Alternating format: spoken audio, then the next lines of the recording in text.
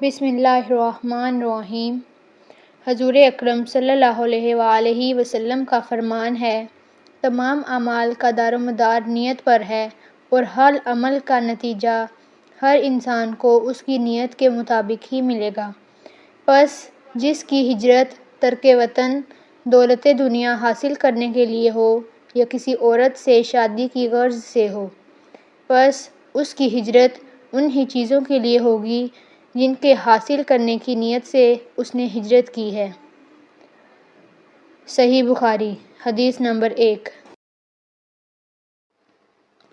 بسم اللہ الرحمن الرحیم۔ حضور اکرم صلی اللہ علیہ وآلہ وسلم نے فرمایا، وحی نازل ہوتے وقت مجھ کو گھنٹی کی سی آواز محسوس ہوتی ہے اور وحی کی یہ کیفیت مجھ پر بہت شاق گزرتی ہے۔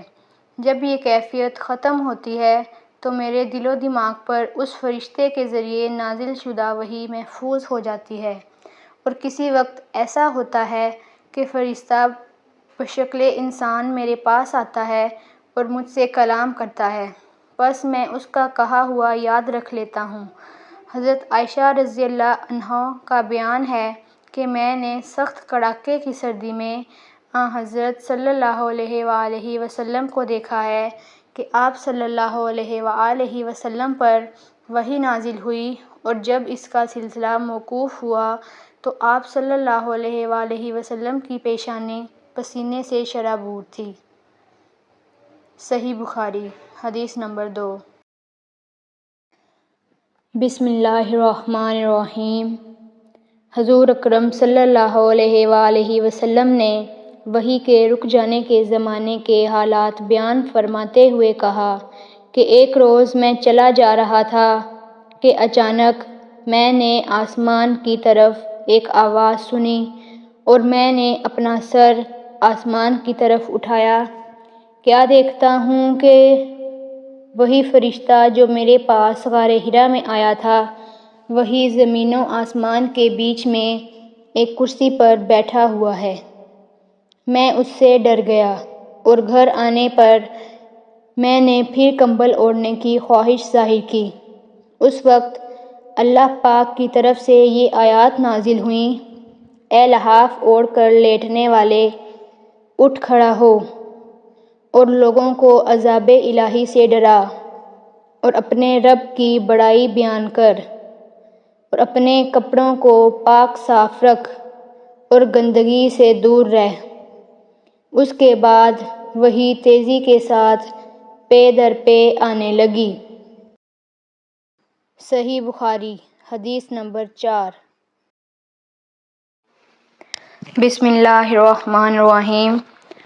رسول اللہ صلی اللہ علیہ وآلہ وسلم سب لوگوں سے زیادہ جواد یعنی سخی تھے، اور رمضان میں دوسرے اوقات کے مقابلے میں جب جبرائیل آپ صلی اللہ علیہ وآلہ وسلم سے ملتے بہت ہی زیادہ جود و کرم فرماتے۔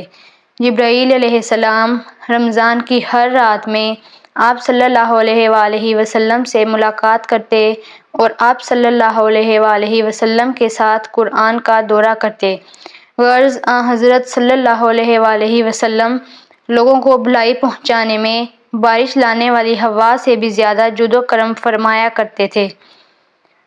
صحیح بخاری، حدیث نمبر 6۔ بسم اللہ الرحمن الرحیم۔ رسول اللہ صلی اللہ علیہ وآلہ وسلم نے فرمایا، اسلام کی بنیاد 5 چیزوں پر قائم کی گئی ہے۔ اول، گواہی دینا کہ اللہ کے سوا کوئی معبود نہیں، اور بے شک حضرت محمد صلی اللہ علیہ وآلہ وسلم اللہ کے سچے رسول ہیں، اور نماز قائم کرنا، اور زکوٰۃ ادا کرنا، اور حج کرنا، اور رمضان کے روزے رکھنا۔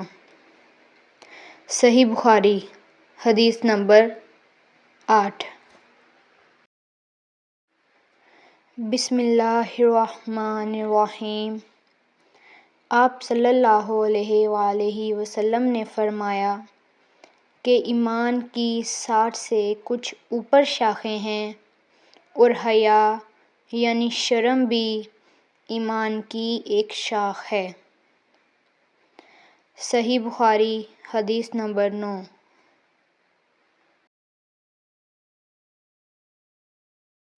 بسم اللہ الرحمن الرحیم۔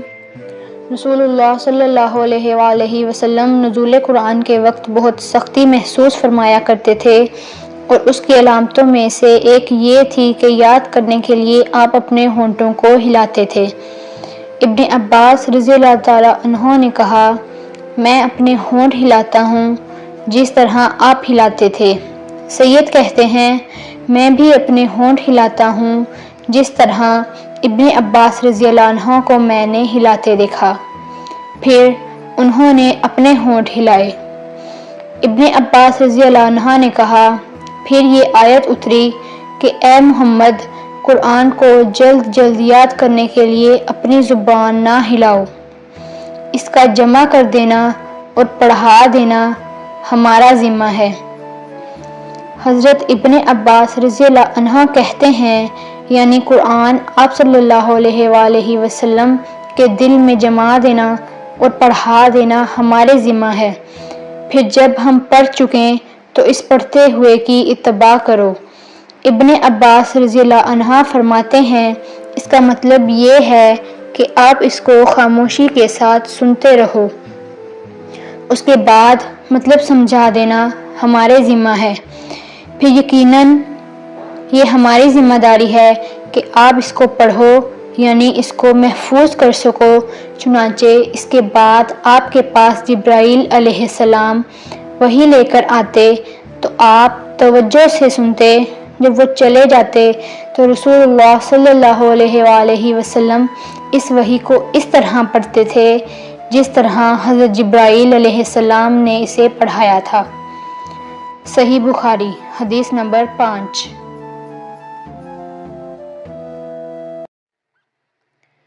بسم اللہ الرحمن الرحیم۔ آپ صلی اللہ علیہ وآلہ وسلم نے فرمایا، مسلمان وہ ہے جس کی زبان اور ہاتھ سے مسلمان بچے رہیں، اور مہاجر وہ ہے جو ان کاموں کو چھوڑ دے جن سے اللہ تعالیٰ نے منع فرمایا۔ صحیح بخاری حدیث نمبر 10۔ بسم اللہ الرحمن الرحیم۔ لوگوں نے پوچھا، یا رسول اللہ، کون سا اسلام افضل ہے؟ تو نبی صلی اللہ علیہ وآلہ وسلم نے فرمایا، وہ جس کے ماننے والے مسلمانوں کی زبان اور ہاتھ سے سارے مسلمان سلامتی میں رہیں۔ صحیح بخاری حدیث نمبر 11۔ بسم اللہ الرحمن الرحیم۔ ایک دن ایک آدمی نے حضرت صلی اللہ علیہ وآلہ وسلم سے پوچھا کہ کون سا اسلام بہتر ہے؟ فرمایا، یہ کہ تم کھانا کھلاؤ اور جس کو پہچانو اس کو بھی، اور جس کو نہ پہچانو اس کو بھی، الغرض سب کو سلام کرو۔ صحیح بخاری حدیث نمبر 12۔